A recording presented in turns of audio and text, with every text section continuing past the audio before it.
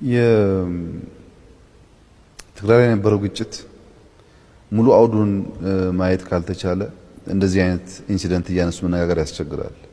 ትግራይ ላይ የነበረው ግጭት የኢትዮጵያ ወታደር ፊቱን ወደ ኤርትራ አዙሮ የኢትዮጵያን ድንበር የሚጠብቅ ኃይል ነው የነበረው። ሰሜን እዝ የሚባለው የተመታው ከጀርባው ሲመታ ጀርባ መመታት ብቻ ሳይሆን ስታፍ የተበተነ ኃይል በርከት ያለ ቁጥር ያለው በጠላት ኃይል እንዲያስ ሆኖ እግረኛው ደግሞ ወደ ኤርትራ ወጥቷል። ወደዛ ሸሽቶ ገብቷል።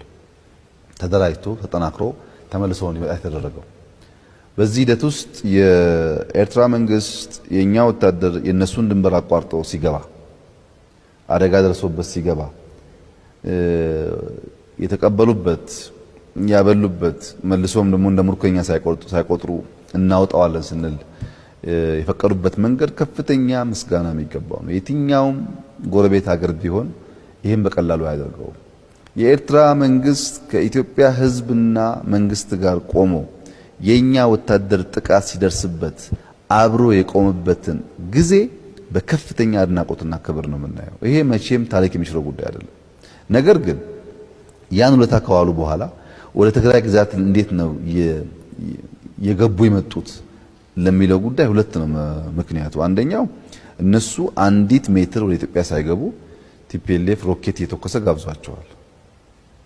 በተደጋጋሚ ኤርትራ ውስጥ ሮኬት እየተኮሰ ጥቃት ለማድረስ ሞክሯል። ለዚህ እነሱ ራሳችንን መከላከል አለብን የሚል አቋም እንዲወስዱ አድርጓቸዋል።